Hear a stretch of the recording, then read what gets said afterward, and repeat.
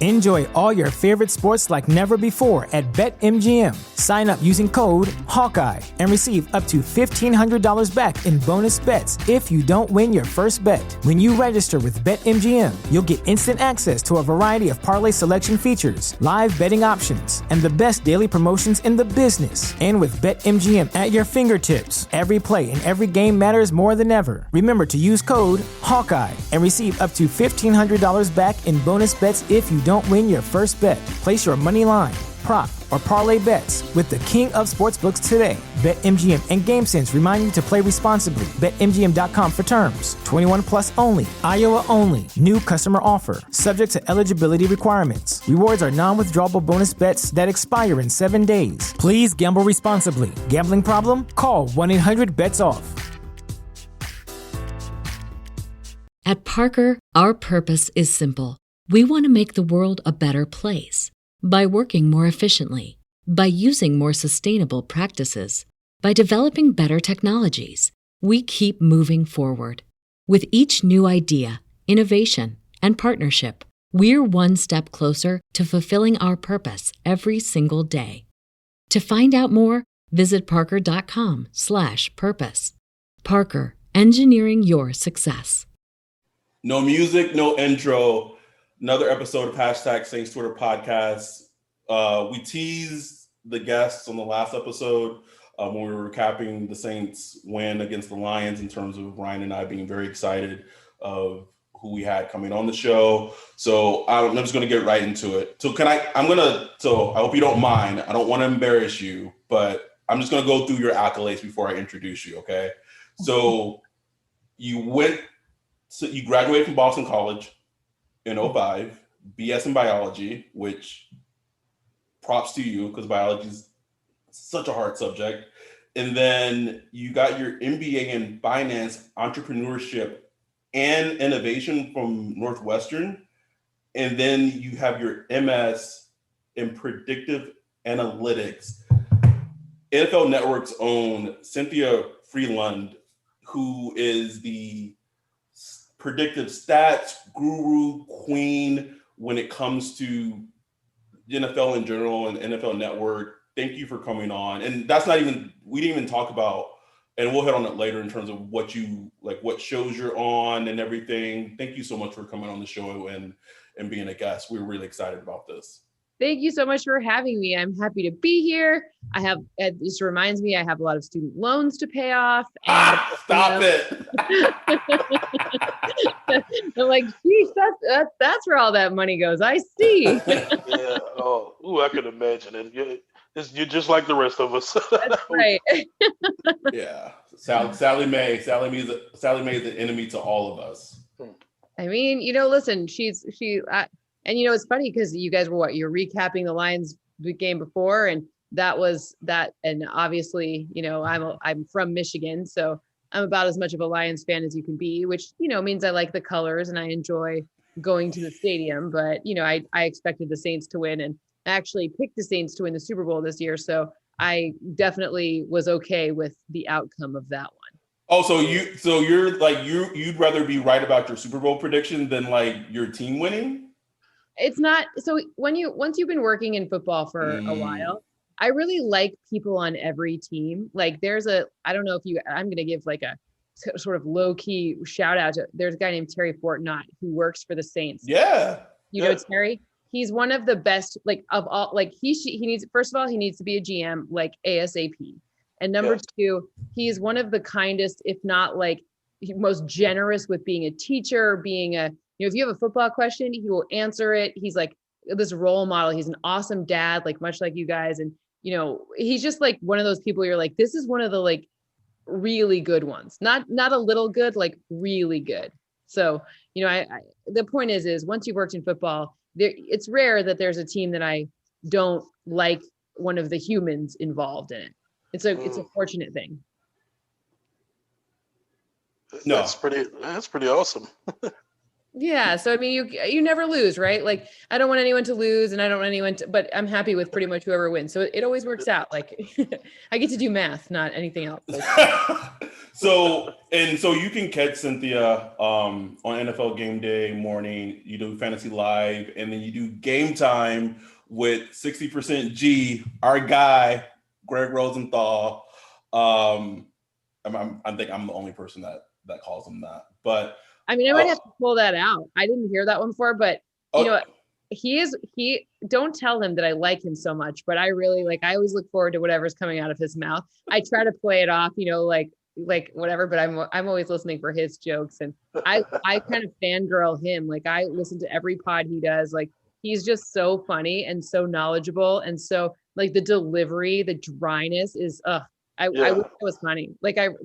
I listen to him and I'm like, oh, I could probably be funny. And then I'm like, no, I'm absolutely, he is wonderful. So, but don't tell him that I like him so much. I want him to keep him on. I won't. And Greg's so busy and so high and mighty that he won't even listen to this pod episode because he's so above us. So it's fine. I don't think it's that. No, I don't think it's that. I think it's, I think he'll, I just, we got to keep it between us. If he hears it, maybe, but I'll deny everything. Deniable culpability. So, I mean, I guess my first question is, with your background, has football always been a passion of yours, or just how did you get into the NFL and using numbers and stats and predictive data in regards to when it comes to football? How did that all work out for you? Well, I grew up in a football town. I'm from East Lansing, Michigan, so home of the Spartans. And when you grow up in Michigan, you kind of fall into one of two camps. Either you bleed green and white, or you bleed maize and blue. And I was kind of one of those rare people that I loved going to games at both.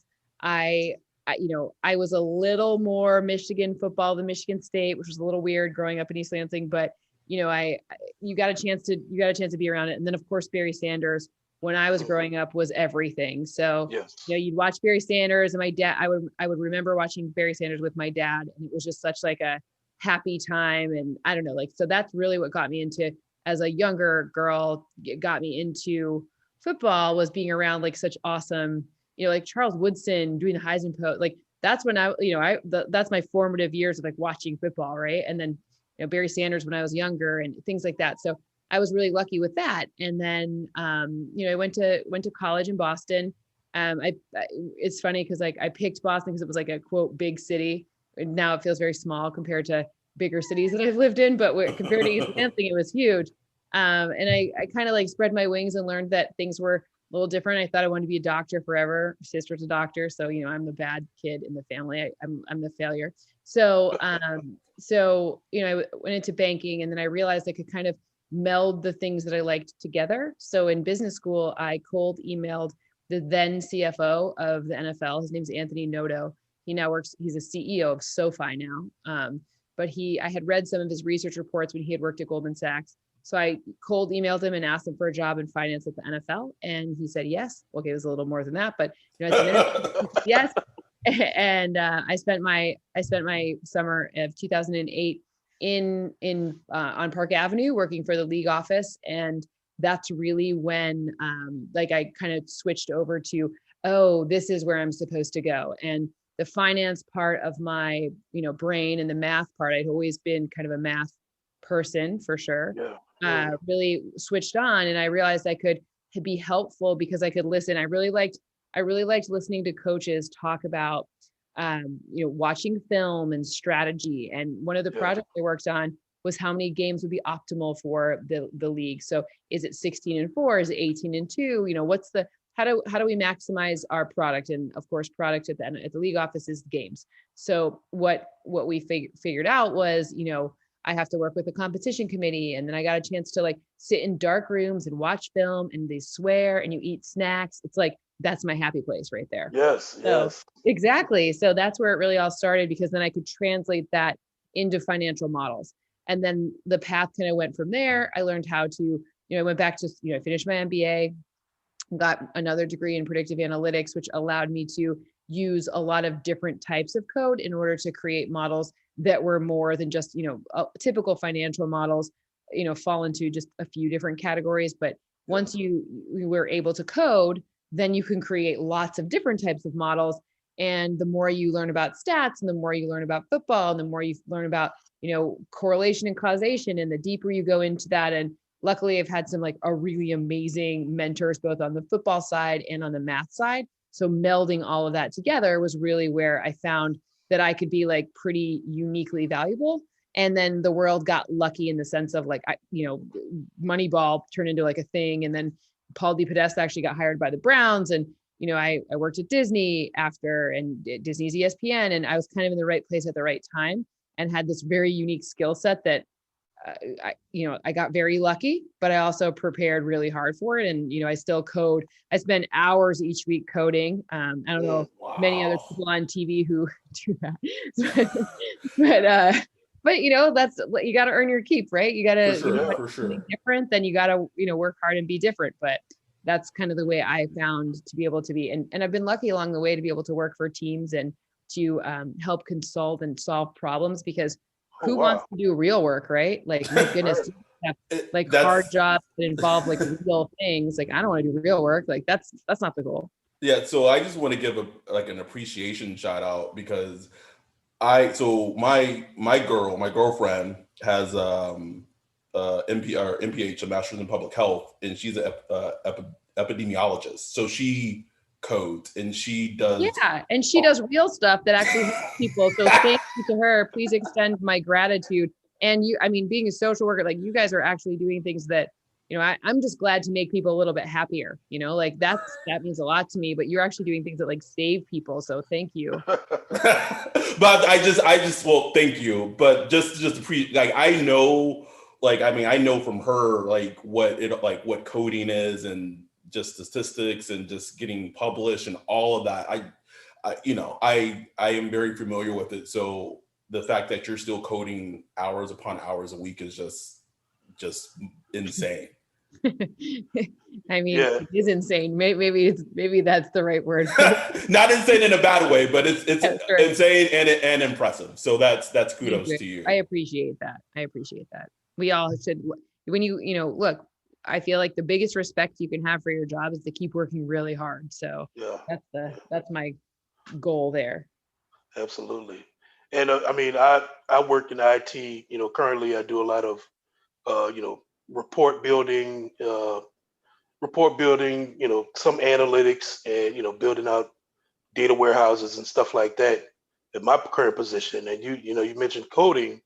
So, can you tell us a little bit about your software? Because, when you're on TV, when you're on NFL Network, they usually bring you on to, do some, projections and, stat projections, fantasy projections. And like, you have this particular, proprietary system. Is like, what does she have going on over there? Like, you have some kind of like super server room. Is it Skynet?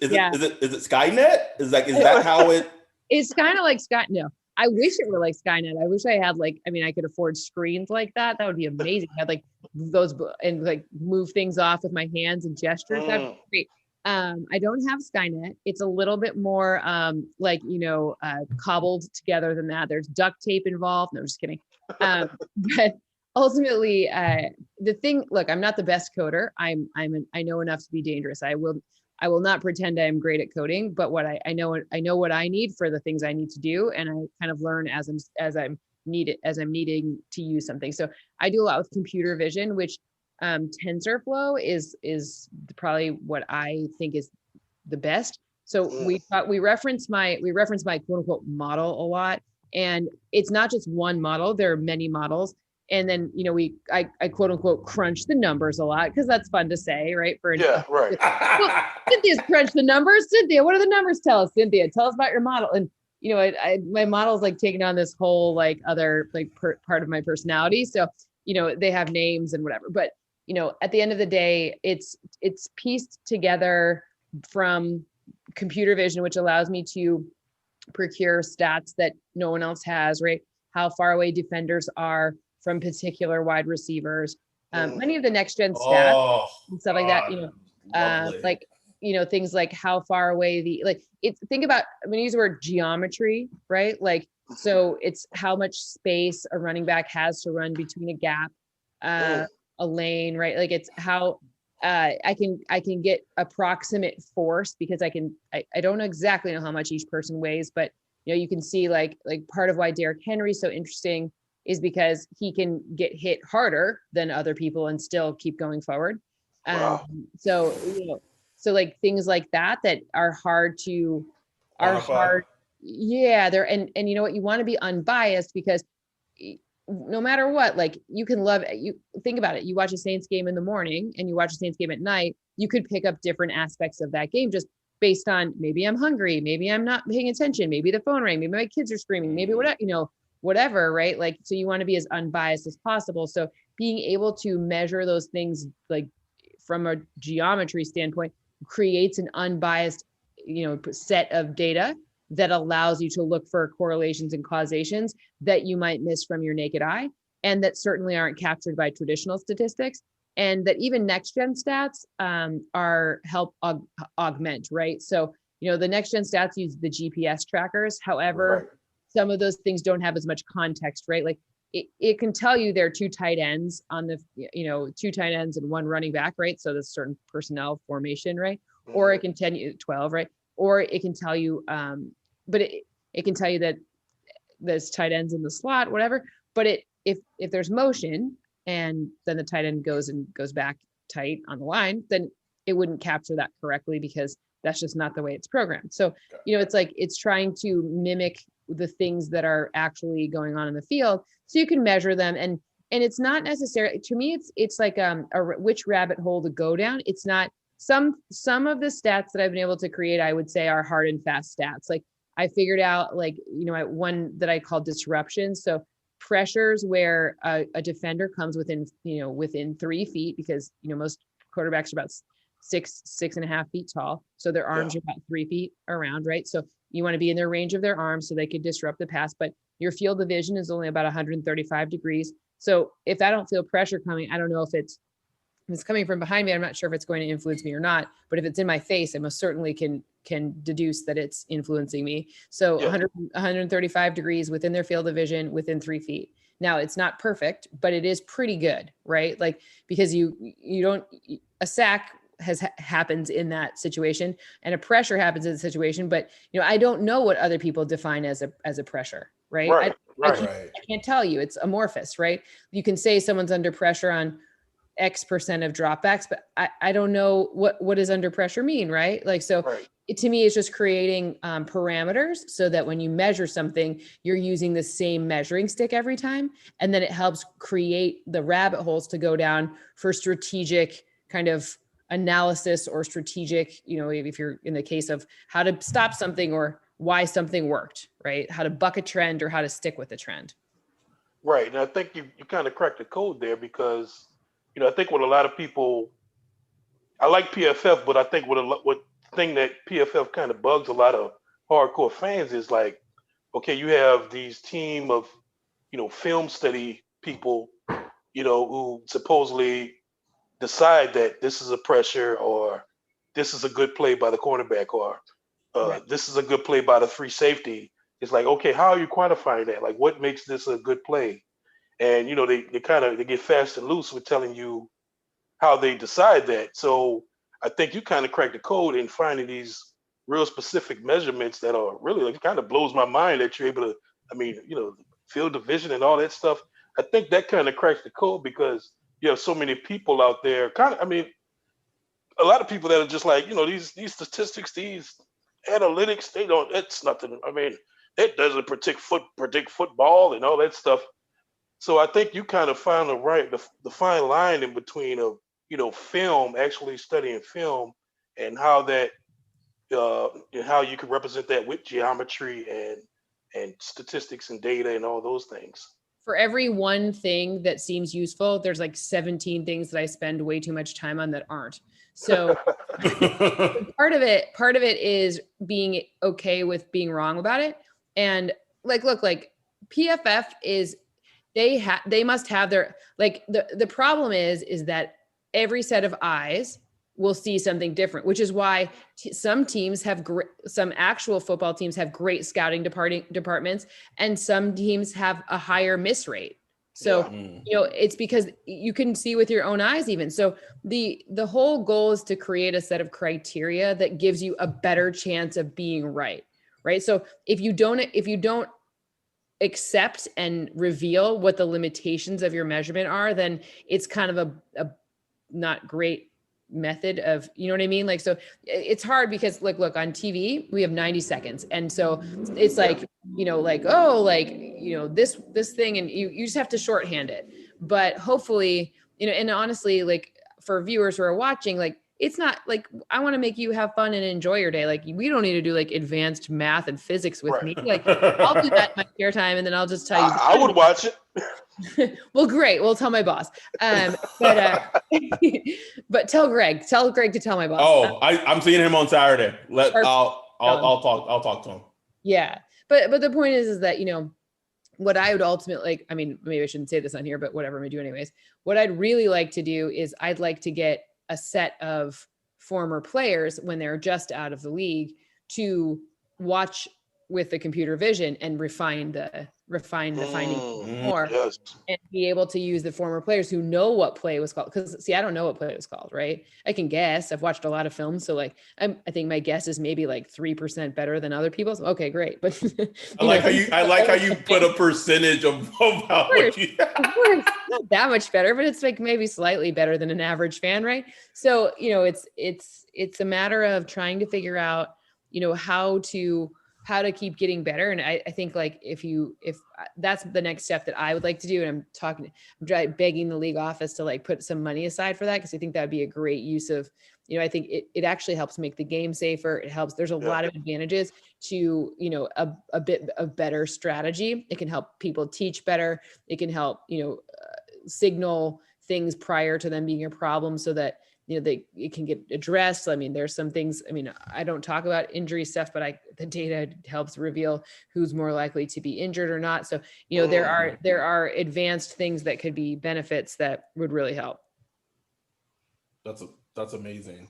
So this is a question that we were thinking is like, is your system and the software and everything that you use, is that more effective with offense than it is with defense? Or have you noticed like it's kind of all encompassing? That's a really great question. And this is going to be a really unsatisfying answer because it depends on the type of team and the type of coach. If you have, so for example, teams with a lot of continuity, it's easier for the model is more correct. Teams with a lot of not continuity, it is harder to get it right. Now, there's kind of two ways to look at that. The first is like the Belichick kind of next man up philosophy stuff.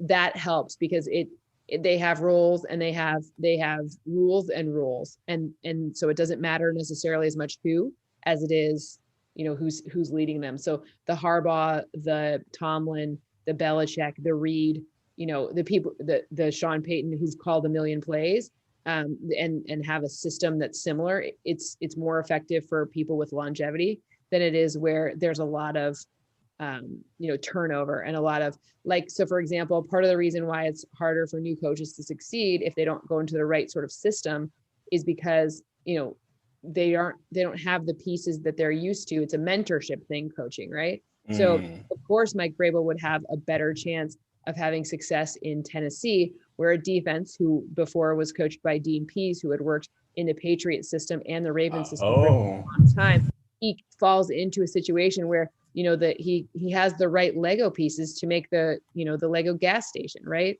Whereas like a guy like Adam Gase, for example, he falls in coming after Todd Bowles. Todd Bowles is a masterful defensive coach, and we're seeing that in Tampa Bay, by the way.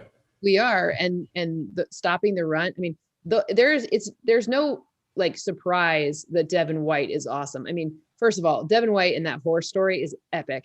But Devin White, I mean, there's no surprise. They can pick him, right? Like he knows how to make linebackers work. He knows pressure. He's even making those young corners that are susceptible. We saw that in the Saints game. Like those their corners are going to be a problem when they play high caliber teams like the Saints, right? So even then, like they played well. Carlton Davis and they've had a good game.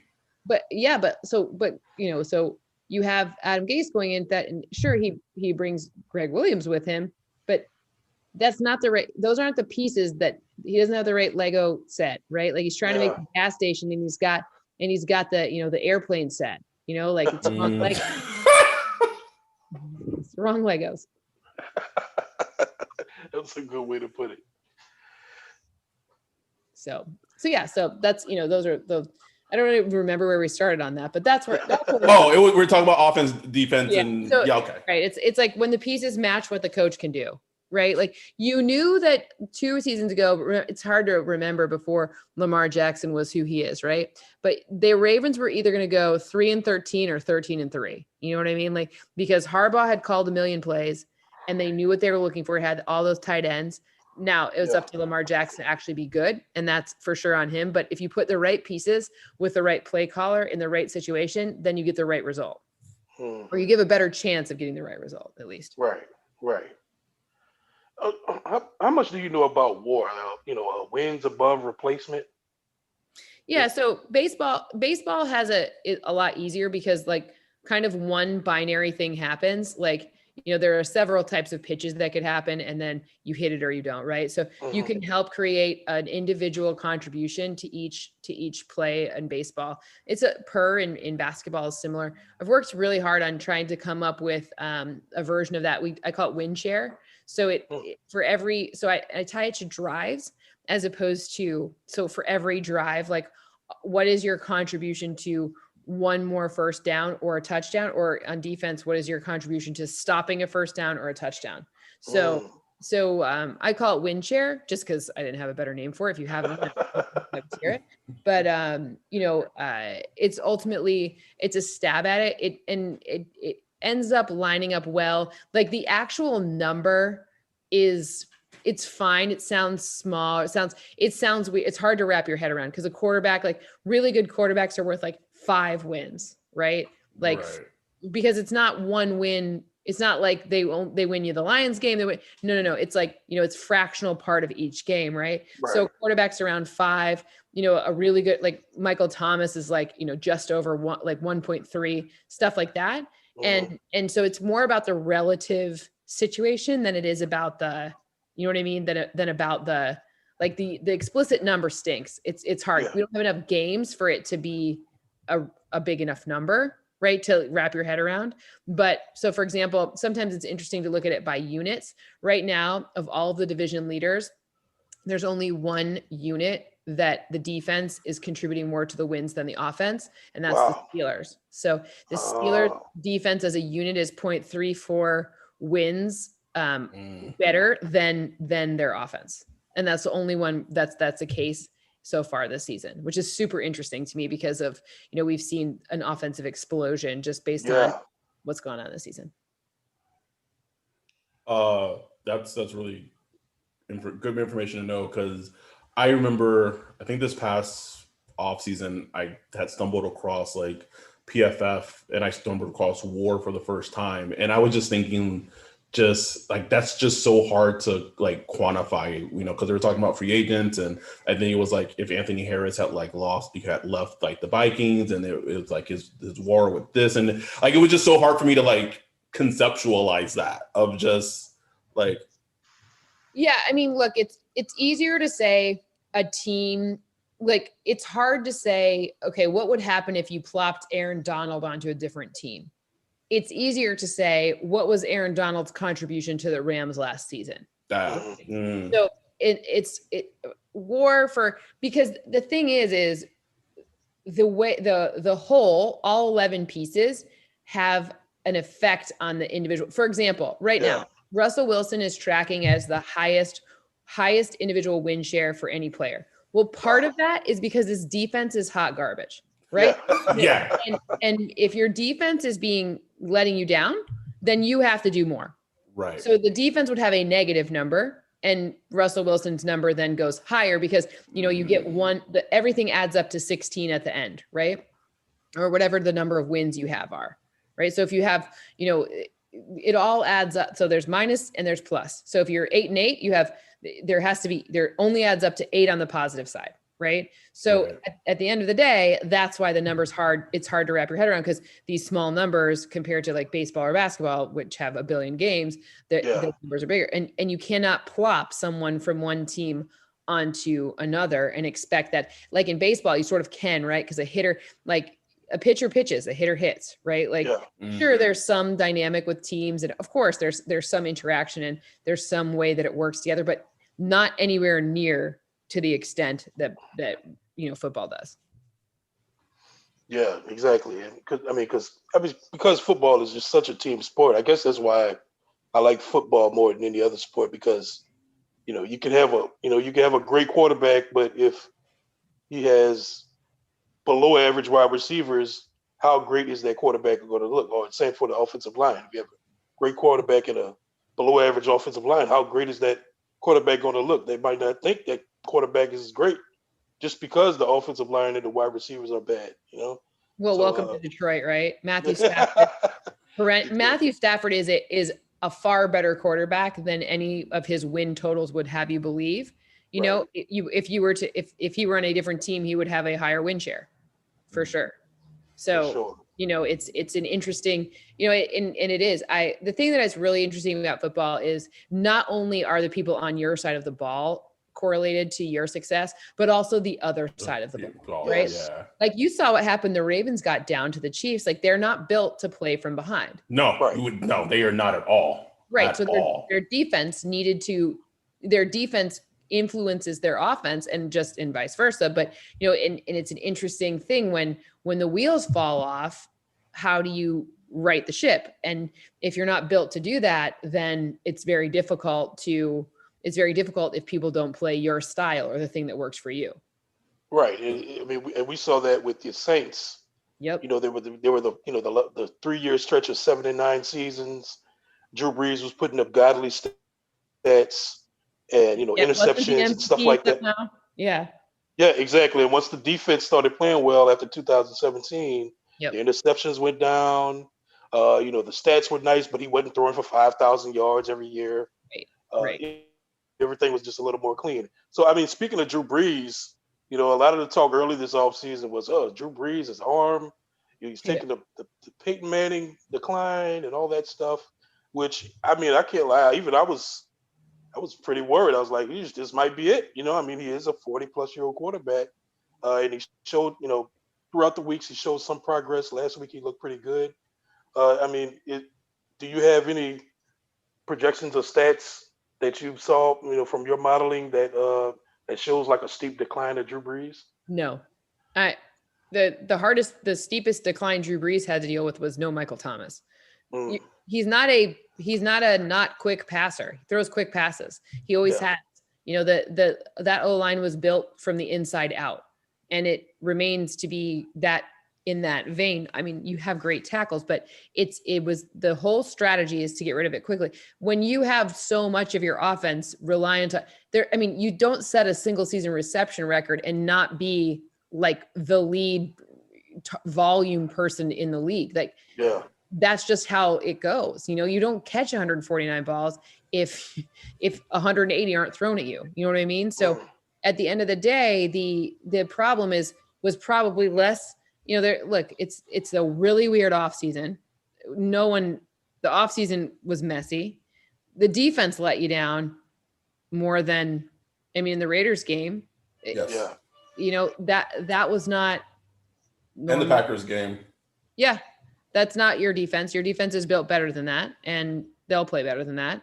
But defense, as with every team, many teams, defenses have been, other than the Steelers, and if there's a few exceptions, Washington is randomly one of them, but, the defenses have not been playing well to begin the season. They just haven't. That's why we've seen so many points scored. So it's not weird that the Saints defense, I'm not particularly worried about your defense. It's just unfortunate that in those situations, you're without Michael Thomas, and then there has to be an adjustment. I am not worried about Drew Brees' arm strength. I'm not worried about it's the strategy needs to match the personnel, and the personnel was not what the strategy called for based on your defense allowing too many points to be scored. That's fair. That's very fair. So I was gonna tease our Saints content just to make sure our listeners listen to the whole thing. But since we're already in it, I have my and I try to make it as unbiased opinion as I can. That I think, and I say this sincerely, I think an healthy Alvin Kamara is one of the best players in the NFL, not just running back, just entire players.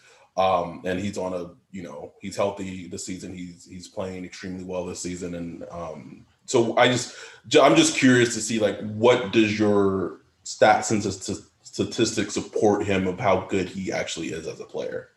Yeah, I mean, there's a reason he had a streak of 2 touchdowns that was just broken last week when Latavius Murray actually had 2 and he just only had 1 measly little touchdown, just 1.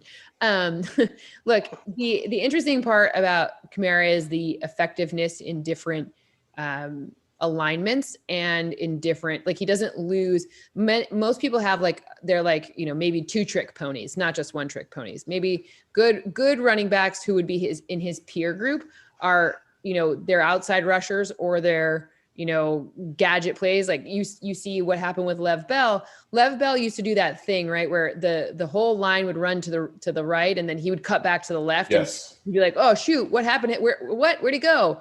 And without, he had a few other tricks, but that was the one that made him really special. And with their O-line and the Jets, he's also been really hurt, but he can't do his trick. And then you see the effectiveness just really severely take a knock. And the thing about Kamara that's so special is he has so many different tricks, and all of the tricks are very effective in most games, right? Like, it's hard to stop. It's hard even for Todd Bowles to stop him. And Todd Bowles stopped Christian McCaffrey. We've seen him be really effective against other top running backs that have that multiple look front, just like Alvin Kamara does, right? It's not really fair he's not really the same as like Derrick Henry, right? Like, they're very different. They're different styles. So you have to compare more apples to apples, right? So of the guys who have a style like him, like you look at things like yards per rush, yards after contact, yards after the catch. Like, there are very few places where he's not over-indexing as effective and efficient. So, obviously it's a lot harder when Michael Thomas isn't playing and the boxes are more stacked. But apart from that, the effectiveness is, it has netted in all of the touchdowns. So he's a I don't even know, 7 trick pony, maybe an 8 trick. So, with your modeling, is there 1 or 2 statistics or models that you put together that you could just really hang your head on? Is like, I know this is close to accurate as it can be. This is very predictive. Like, I hang my head on this one. Do you have something like that? Yeah. So I think all of them, like, I have one for the draft that's like that. I have one for score prediction. Like, I've worked through, I have about 5 that I think are pretty, like, solid in terms of, like, their application. 3 we talk about on TV. People get very mad at me about my scores, but they don't really realize how it's done, right? It's like probability of a touchdown on a drive, probability of a field goal. So if you're never going to get, like, you're often going to come up with weird numbers, right? So, right. So people get mad at me about that, but now I think it's kind of funny. So I just go with it. But at the end of the day, look, the one that's the most successful for picking scores is one that's what I'm calling a doppelganger search. So it takes 10 seasons of past data. It overweights the most recent 8 because football changes and evolves. And what it does is it compares this season's data to look for doppelgangers similar to, like, teams with similar configuration. So a quick throw, a quick strike quarterback, and, your defense is better than it has looked, right? And a defense that has really strong ability to generate defensive pressure. One corner who is exceptional, one is very, and your safety's nasty too. Like, so, it's like, you have good corners, don't get me wrong, but one is exceptional. And, it's like, how do you account for that? Right. So it looks for doppelgangers. So teams that are configured in the past in similar ways to the season's Saints team. And how do they fare against a doppelganger of the Lions, right? Or a doppelganger of, whomever you're playing each week, the Chargers, right? So it looks to see what is the most likely outcomes in those types of things, because, every game is a bit different. If you start slow, if you start quick, if you have an average start, what's average, what's not average. And that's why you have to run several simulations, right? So I've added more RAM and ROM and space and, all of the different things that you need. So memory. So I run like about 100,000 per game because I am a psychopath, but oh my God. Yeah, it's a lot. So, you should do that so that you get to the point where you're getting, you're starting to see where trend, like the prevailing notion for each game happens to be. And then that's how those scores get developed after running, it's like Madden, right? Like if you play Madden, simulation. Right. Like it's the same idea. What's most likely? Like it's very, right. Like, remember the Super Bowl when it started with the safety, like, and Howard was like, that's not probable. Well, it's not probable, right? It never happened. Yeah. Right. So just like it's very improbable that Dak Prescott threw for 450 yards, more than 450 yards in 3 consecutive, that has never happened in the history of the NFL prior to, this past 3 weeks. So, but it's very improbable for that to happen, but it did because their defense is bad. Just really quickly, how long does it take to run 100,000 plus simulations? So usually I go to bed on Sunday and push start, and you will have one game left. And a typical week, there's, at least one bye, but so with the beginning week, there's not, right? So, 15, right. But I get up and probably about 8:00, it's done. So I can start to see, but now there's a lot of errors and you have to go back and do it because, whatever. So you fix it. And then by about 11, I'll get a good handle on it. I'm just so. It's a lot. It's a lot. It's really nerdy and it's overkill for sure. I'm like, why can't I do this for a living? I'm just, oh my goodness. And I can't even imagine like the level of work you are, because I got my bachelor's in psychology and I was required to take a statistics class and a lab with it. So like I have very like elementary of like running data, running like, Z table. I don't know. It's been so long. So it just blows my mind of just how.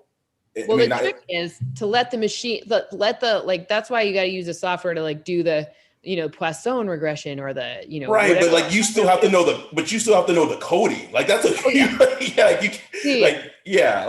to know what's BS and what's not, right? Like I'm a banker. There's two types of people who get into this. You're either a banker or you're a person who really loves statistics. And I like utility. Like I want to be able to do something. I want to act on something. I don't want to like spend 15 years just to get to a theoretical conclusion. Blah. Right. No, I want to be able to, do I buy the stock or do I sell the stock?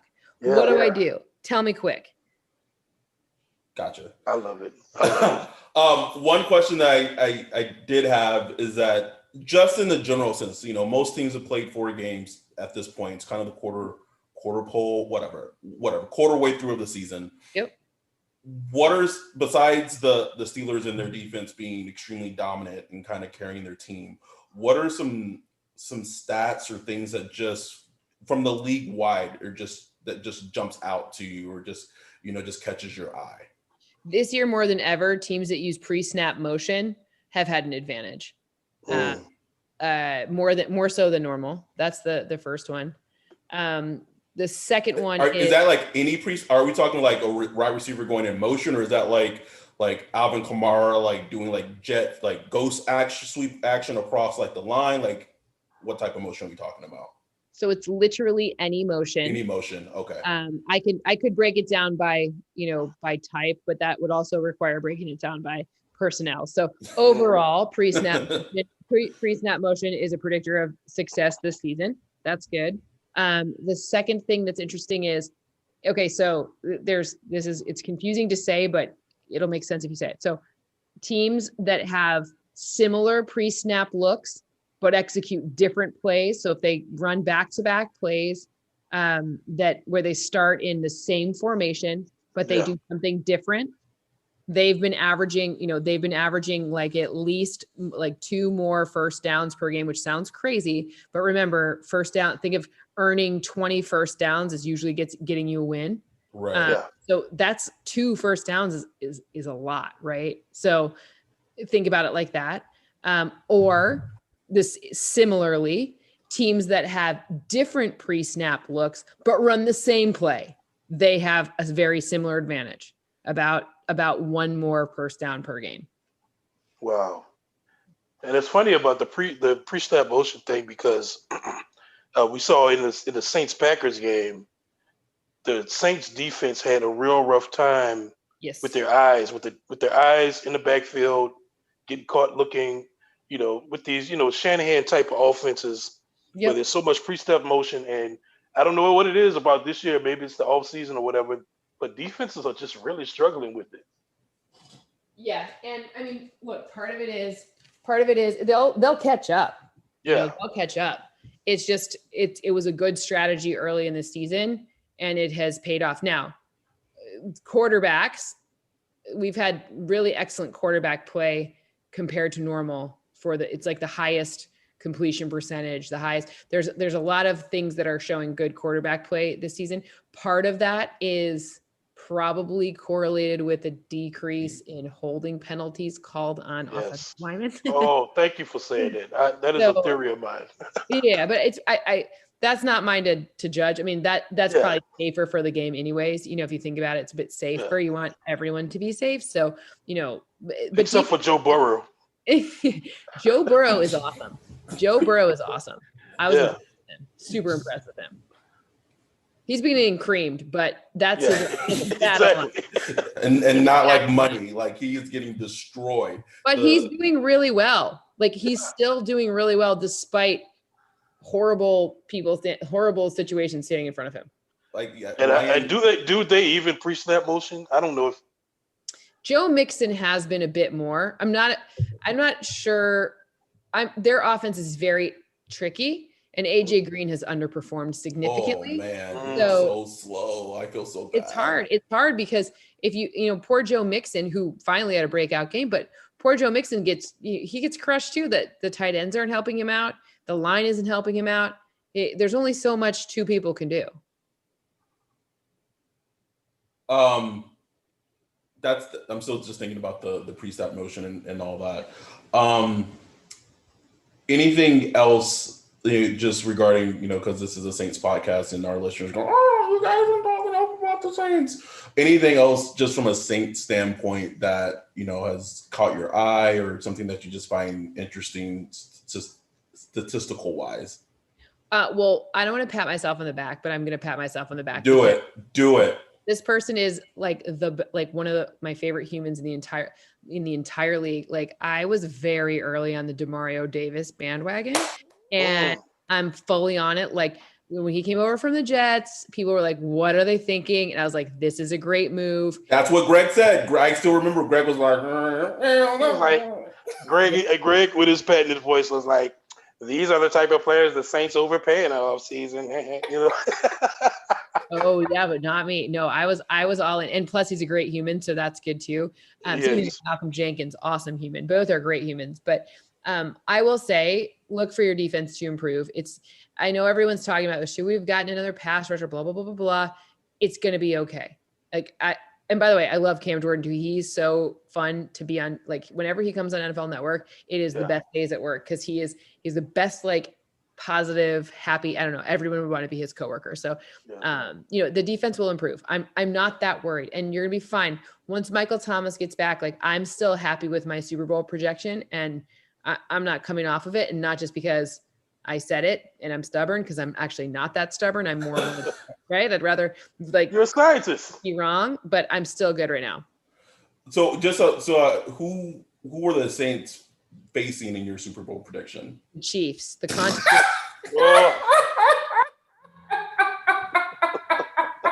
Sorry. That's anyone listening to this pod. Never mind. No. No worries. No worries. This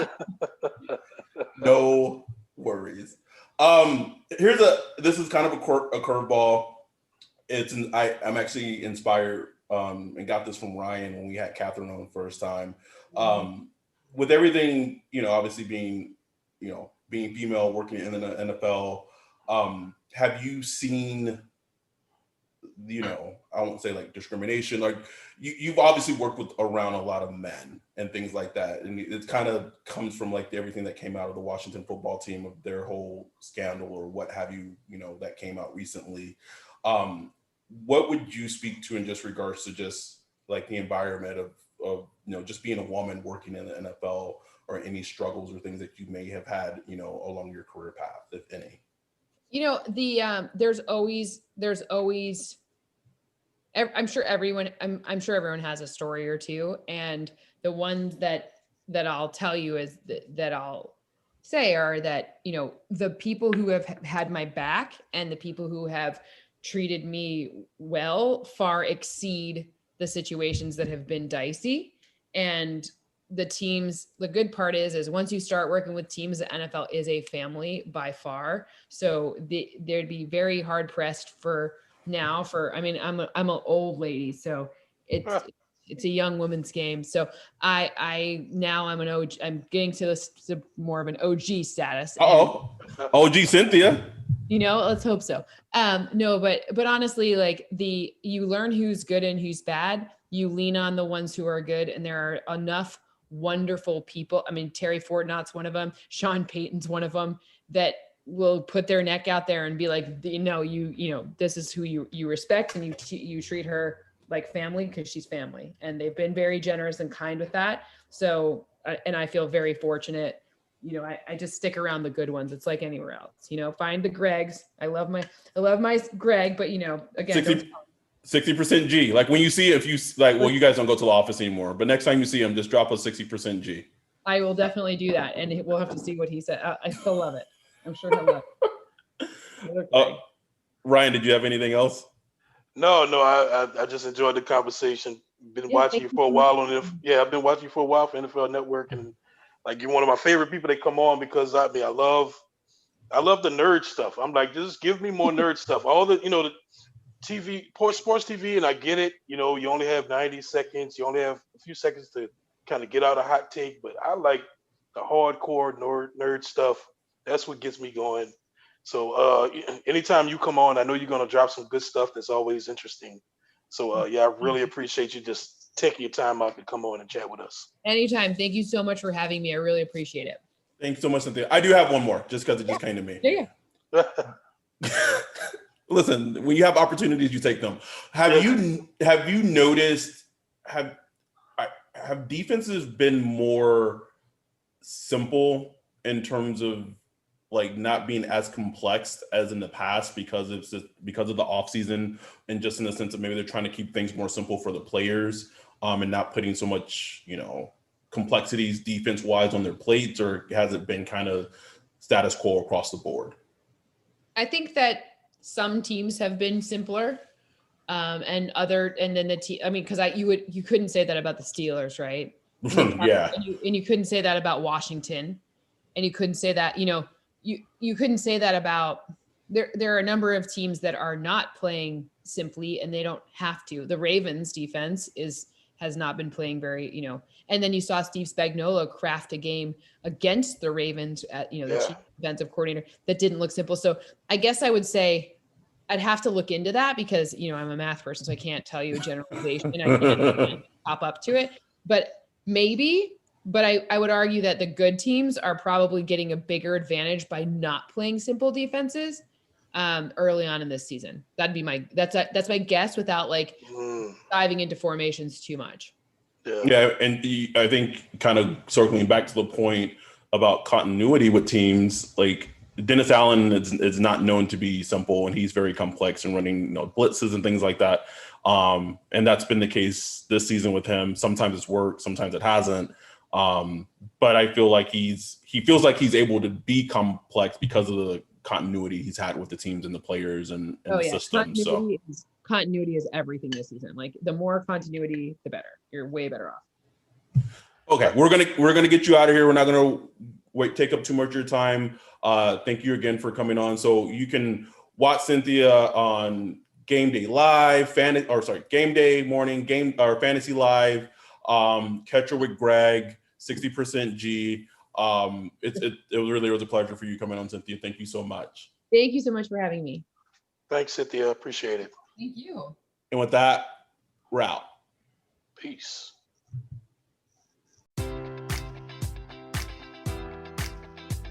Enjoy all your favorite sports like never before at BetMGM. Sign up using code Hawkeye and receive up to $1,500 back in bonus bets if you don't win your first bet. When you register with BetMGM, you'll get instant access to a variety of parlay selection features, live betting options, and the best daily promotions in the business. And with BetMGM at your fingertips, every play and every game matters more than ever. Remember to use code Hawkeye and receive up to $1,500 back in bonus bets if you don't win your first bet. Place your money line, prop, or parlay bets with the king of sportsbooks today. BetMGM and GameSense remind you to play responsibly. BetMGM.com for terms. 21 plus only. Iowa only. New customer offer. Subject to eligibility requirements. Rewards are non-withdrawable bonus bets that expire in 7 days. Please gamble responsibly. Gambling problem? Call 1-800-BETS-OFF. This is the story of the one.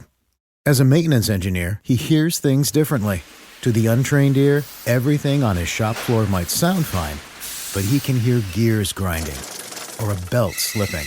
So he steps in to fix the problem at hand before it gets out of hand. And he knows Grainger's got the right product he needs to get the job done, which is music to his ears. Call, click Grainger.com, or just stop by. Grainger, for the ones who get it done.